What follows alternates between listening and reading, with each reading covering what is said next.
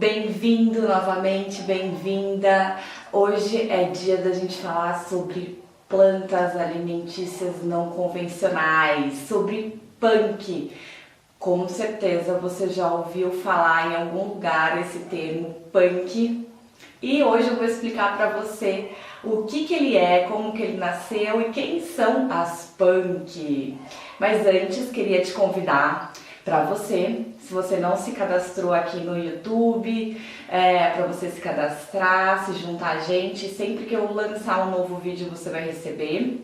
E também para você se cadastrar lá no site escoladeervas.com.br, que também tem o blog. Então, se você gosta também de ler, tem alguns textos. Sempre eu coloco dicas, às vezes receitas de uso culinário, de uso medicinal, dessas ervas, dessas plantas tão especiais pra gente, né? Bom, começando sobre o nosso tema de hoje. As punk é um termo, né, uma sigla que diz plantas alimentícias não convencionais, tá? Esse termo, ele nasceu com a grande, incrível Irania Teste, que é uma pesquisadora, uma culinarista, ela conhece o outro grande das punk, que é o Valdeli Knupp. Os dois são amigos e em um dado momento, alguns anos atrás, eles estavam escrevendo uma tese, né, de pesquisa. E ela sentiu a necessidade, na verdade, de não ficar repetindo na tese dela o termo plantas alimentícias não convencionais, plantas alimentícias não convencionais.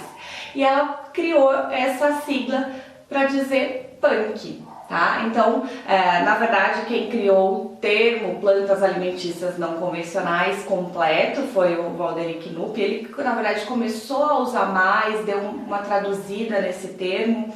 Porque antes deles, dos dois, existia uma variação muito grande de como chamar essas plantas.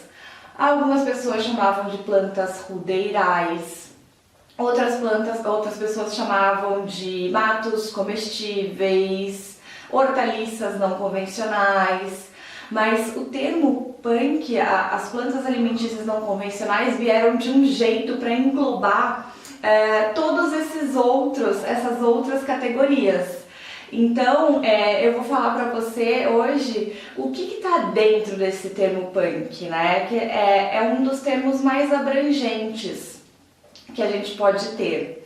Então, duas pessoas incríveis que auxiliaram nessa divulgação foi o Valdeli Knupp e a Irania Teste. O Knupp, junto com o Harry Lorenzi, eles lançaram um livro, se não me engano foi em 2014, Plantas Alimentícias Não Convencionais no Brasil.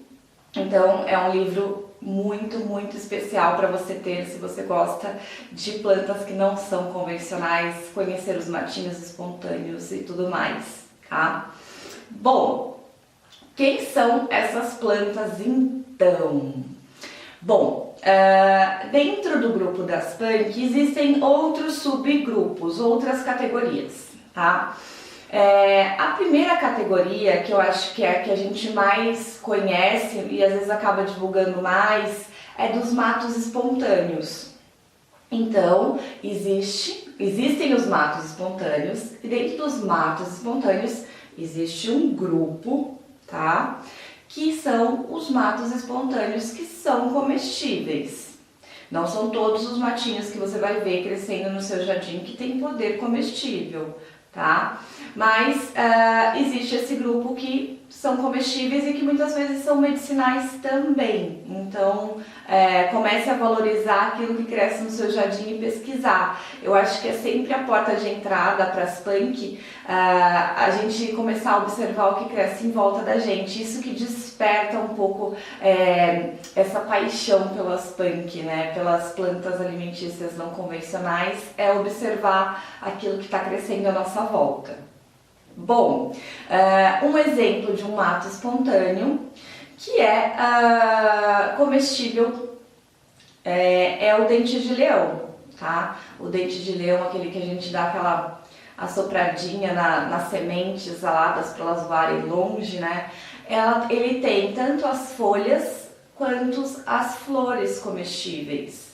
A folha, ela tem um sabor um pouco mais amargo e medicinalmente o chá dela ou o consumo dela como uma salada, né, como um refogado, o consumo no dia a dia da folha é importante para a gente limpar o nosso sangue. Então ela é uma planta desintoxicante, tá? E remineralizante. O interessante é a gente consumir as folhas mais novinhas, mais tenras. Então, os matos espontâneos também pedem um pouco isso. Aqueles que você sabe que são comestíveis, prefira consumir os que são mais jovens, tá? Porque muitos deles, quando ficam mais velhos, mais antigos, a planta fica mais adulta, ela pode ficar um pouco amarga. E esse é o caso do dente de leão e da serralha, tá? A serralha é outra. Muita gente confunde dente de leão e serralha. Eu tenho aqui um quadro, assim como esses quadros que estão atrás de mim, que eu amo a vida botânica, então tem em todos os cantos uma plantinha diferente, uma forma diferente de representar a vida botânica. E esses foram fotos que na verdade eu tirei, recortei no Photoshop e fiz um banner, um painel. Aí eu tenho aqui, ó, esta planta, esta folha aqui é a folha, deixa eu fazer assim, é a folha de um dente de leão, tá? Essa é o dente de leão, essa daqui é a folha da serralha. Então olha a diferença, serralha, dente de leão, tá? Então são duas punk que são matos espontâneos. Aí muito provavelmente você talvez tenha entrado no universo das punk por uma planta ou por duas plantas super conhecidas. Eu acho que são as mais conhecidas, essas duas. Ora pronobis, tá? Que a gente chama de carne vegetal, que a gente pode consumir as folhas, os frutos, as flores.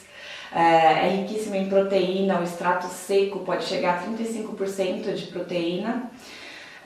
Ou talvez você tenha conhecido as punk também por conta desta incrível planta, a capuchinha. A capuchinha também é um mato espontâneo, tá? Eu tenho ali em cima é a flor, que tem uma variação de coloração, e aqui, ó, é a nossa folha, que é super comestível e tem um gosto de agrião, tá? A capuchinha você pode consumir tanto crua quanto cozida. A Ora pronobis também, tanto crua quanto cozida. Serralha e dente de leão também, tudo tanto cru quanto cozido. Uma planta que é um mato espontâneo que não deve ser consumido cru é o caruru, tá? O caruru é bem típico aqui da região de São Paulo, tem bastante, típico, assim, bem fácil de achar, né? Na verdade é uma planta globalizada, a gente acaba achando em vários lugares, mas aqui nas calçadas de São Paulo a gente tem o caruru. Ele deve ser refogado, tá? Porque ele tem oxalato de cálcio e pra gente quebrar esse oxalato que faz mal pro nosso rim, é importante você cozinhar, tá? Então é sempre consumir cozido. Bom, então a gente tem o primeiro grupo dentro das punk, que são os matos espontâneos, tá? O segundo grupo que a gente pode nomear são plantas regionais, tá? Onde eu quero chegar? O termo punk tem muito a ver com a regionalidade. Por exemplo, aqui pra gente em São Paulo, o jambu, que é aquela planta que dá uma salivação na nossa boca, que aumenta a nossa carga elétrica das células, ele é uma planta muito comum no norte, né? Se consome no tacacá, então é bem típico comprar maço de jambu, ou chamado de agrião do Pará, tá? Nas feiras. Aqui em São Paulo dificilmente você vai encontrar ele. Então, pra gente é uma planta alimentícia não convencional, tá? Mas para quem mora no norte, não é não convencional, ao contrário, é convencional. Então, dentro do grupo das punks, tem muita relação com a regionalidade. O que é punk para mim pode não ser punk para outra pessoa que mora em outro lugar, tá? O que é punk para alguém que mora no sul não é para alguém que mora no norte. Então tem isso, por exemplo, a Ora pronobis que eu citei, que é a carne vegetal, ela é uma planta muito comum no consumo em Minas, né? Se faz bastante o prato de frango com Ora pronobis, mas aqui em São Paulo, hoje em dia, a gente fala bastante dela, né? Mas ainda é considerada uma planta alimentícia não convencional pra gente. Você não vai ver, na verdade, como você pode identificar se aquela planta é convencional ou não, né? Se você vê no supermercado, plantas que você às vezes só encontra em feiras orgânicas, num lugar que procura mais ter essa biodiversidade, muito provavelmente ela é uma punk. Agora aquelas plantas que estão lá nos supermercados geralmente são plantas super convencionais, tá? Bom, então além da regionalidade, já foi os matos espontâneos, a gente tem uma terceira categoria que são das flores. As flores comestíveis também são punk, tá? Flores são riquíssimas em flavonoides, antioxidantes, previnem o envelhecimento precoce. Então, tanto a gente consumir elas no nosso dia a dia como numa forma de comida mesmo, de alimentação ou de chá. Algumas podem ser feitas chás, né? Como, por exemplo, o ipê, é bem gostoso. A capuchinha fica mais interessante numa salada, rica em vitamina C também, né? Assim como as folhas dela.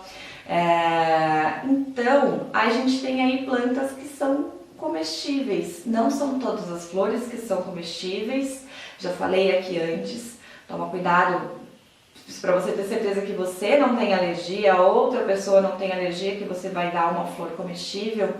Mas consumir tanto as flores comestíveis quanto as outras punk é essencial para o seu corpo. Porque a gente tá dando uma sobrecarga para o nosso corpo de coisas iguais, nutrientes iguais, vitaminas iguais. Porque faz aí, escreve no papel a quantidade de alimentos diferentes que você consome no seu dia a dia. É muito baixa. A gente come arroz, feijão, batata inglesa, algumas pessoas comem a batata doce. No dia a dia do brasileiro, a gente tem aí 10 alimentos mais consumidos, né? Então a gente está dando sobrecarga dos mesmos nutrientes e estão faltando outros nutrientes. Por exemplo, a gente falou da primeira categoria que eram os matos espontâneos.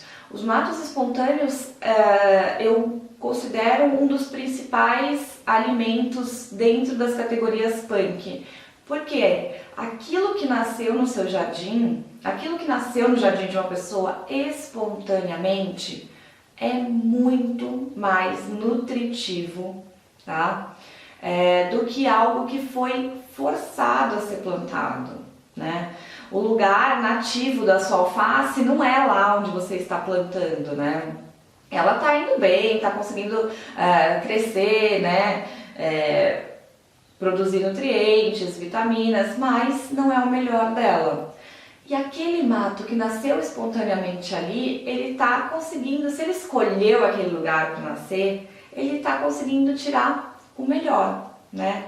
Então, quando você consome os matos espontâneos, além de você tá consumindo algo que tem nutrientes diferentes, né, do que você está acostumado, assim como as outras punk, mas tem muito mais, uma carga muito maior de nutrientes por conta de ser espontâneo, porque ele sabe tirar o melhor daquela terra, que às vezes é uma terra mais sofrida, né, que às vezes é uma terra mais sem adubo. Então, consuma aquilo que é espontâneo, porque o seu corpo ele vai adorar receber esses princípios ativos, essas substâncias diferentes. Uma planta que eu não comentei antes no grupo dos matos espontâneos, mas que é muito especial, é a beldroega, tá? Beldroega, riquíssima em ômega 3,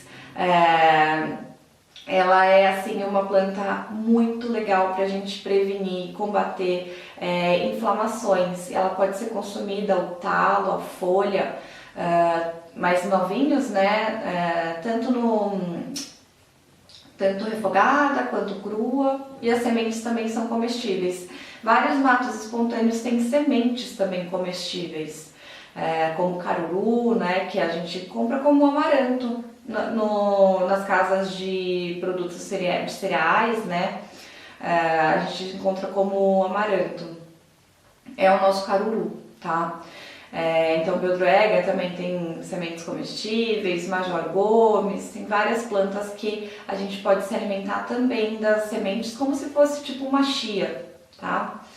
Bom, então, falamos de 3 categorias punk: os matos espontâneos, as plantas regionais e as flores comestíveis.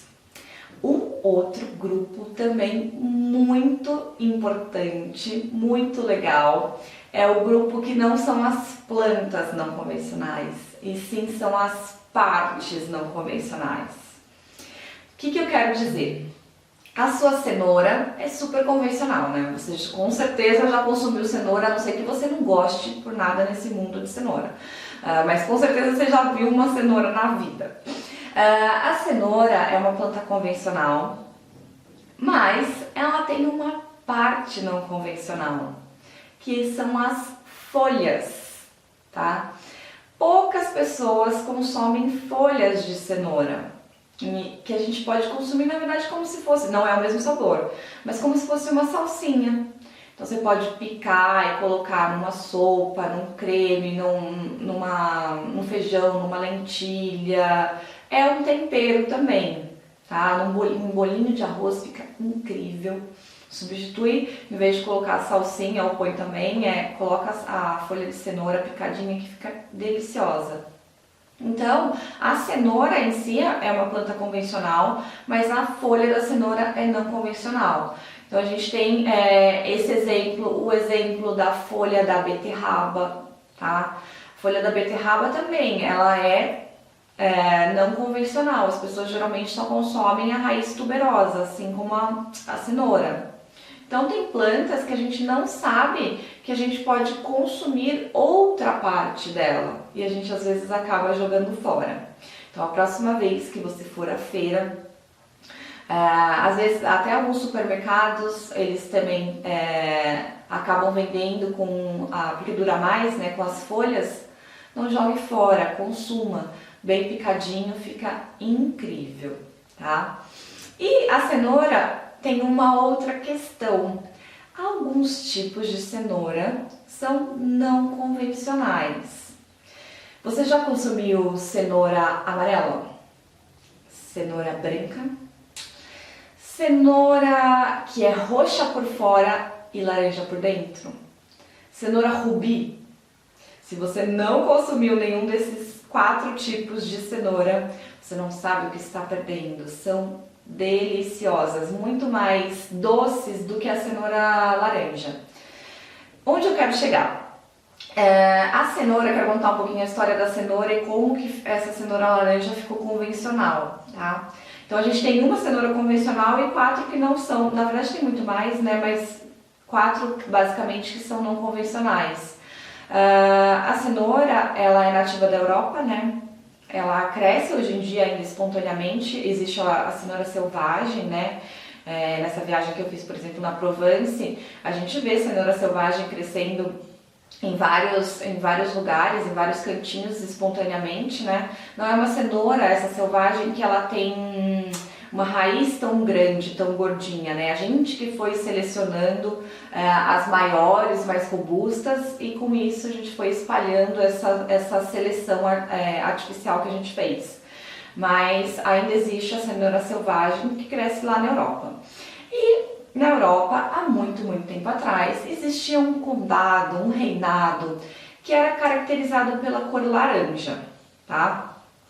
Aí os camponeses resolveram fazer uma homenagem à rainha, tá, desse reinado, e começaram a plantar somente a cenoura laranja. Antes existia uma variação muito grande, é realmente uma variedade, né? Na natureza existem variedades de plantas, não significa que é uma espécie diferente, é só uma variação natural. E tinham todas. E esse reinado começou só a cultivar a cenoura laranja. E daí os reinados em volta falaram, nossa, acho que eu vou cultivar também só a laranja. Olha que bonito, lá só tem uma cor, não tem essa variação de cores aqui. E com isso se espalhou pelo mundo somente o cultivo da cenoura laranja. Então, olha o poder de um acontecimento, né, o que pode se espalhar, e o poder de escolha, né?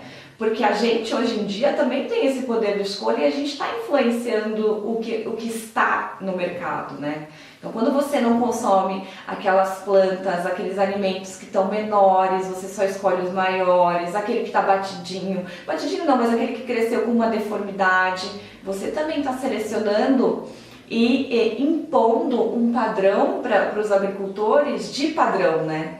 Então, eles querem sempre, porque a gente quer sempre, né? A maioria, não todo mundo, né? Graças a Deus, eu procuro sempre as mais feinhas.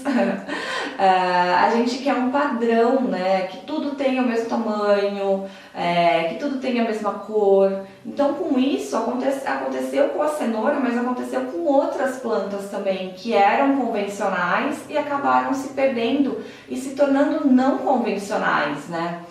Por exemplo, a araruta já foi convencional, hoje em dia ela não é mais porque não tem uma produção tão grande, ela não oferta uma demanda, uma abundância grande como, por exemplo, uma batata inglesa. Então nós, como consumidores, temos uma responsabilidade muito grande, que a nossa responsabilidade é da escolha. Escolher as punk, a gente está escolhendo também produtos melhores, a gente está escolhendo biodiversidade, né? Então, comece a frequentar mais a feira orgânica da sua região, comece a pedir plantas espontâneas que você sabe que tem consumo alimentar, punks regionais para o produtor, para o feirante, porque ele também só vai levar se tiver demanda, se tiver pedido, se tiver encomenda. E com isso a gente vai espalhando essa biodiversidade e esse nosso poder, né, de nos nutrir de alimentos diferentes. Não vamos deixar acontecer o que aconteceu com a cenoura, que hoje em dia só tem uma. E de verdade, gente, foram tantas manipulações feitas por nós, né, pelos seres humanos na cenoura, que o sabor também foi se perdendo.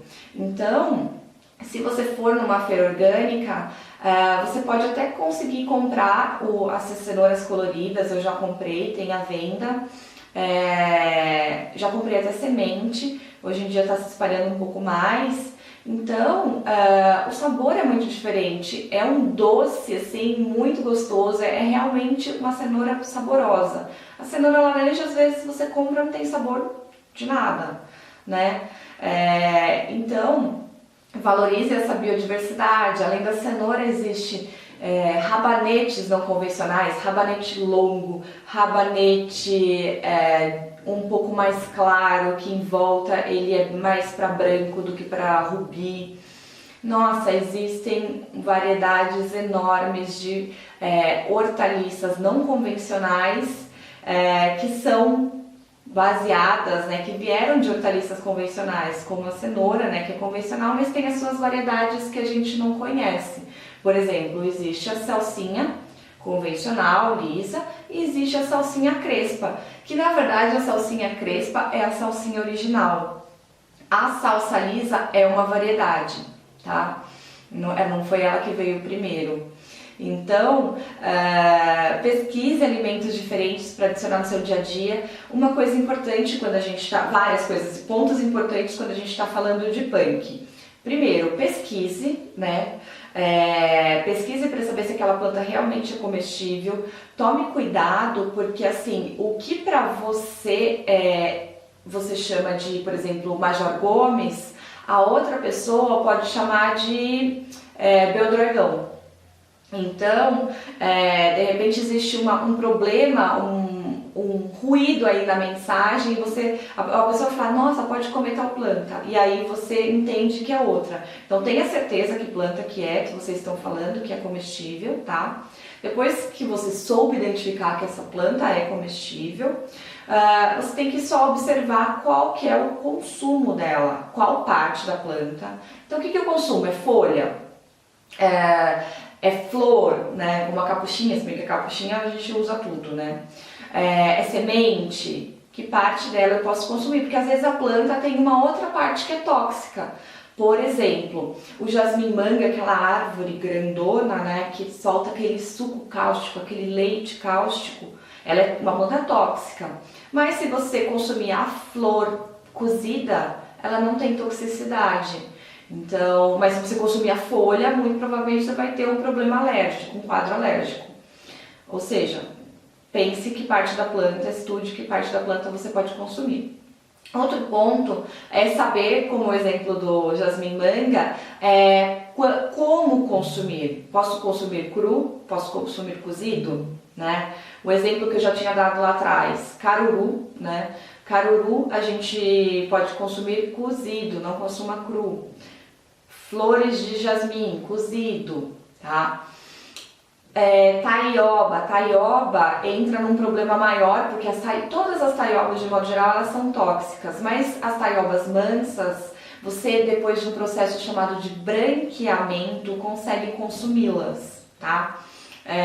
Não tem problema nenhum. O que acontece? O branqueamento é você é você cozinhar um pouquinho, levemente na água. Então você ferver aquela planta na água, tá? Você pode já cortar a taioba picadinha e ferver um pouquinho e depois imediatamente jogar numa água gelada. Isso faz com que quebrem-se essas moléculas tóxicas da planta e você consiga consumir em segurança. Então, a taioba pede esse branqueamento, colocar na água quente e depois colocar na água fria. Um outro exemplo é a urtiga. Urtiga, se você pôr a mão, ela tem urticância, né? Ela acaba injetando e causando no meu corpo um aumento das histaminas, né?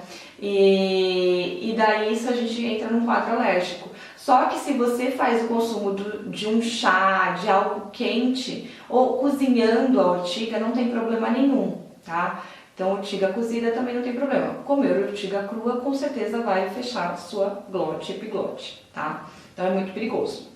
Então, saiba também como você pode consumir essas plantas. E acho que a dica mais importante para a nossa alimentação, que na verdade eu falo isso para tudo, seja para um tempero, seja para uma punk, para o que for, para uma hortaliça convencional, é importante você variar.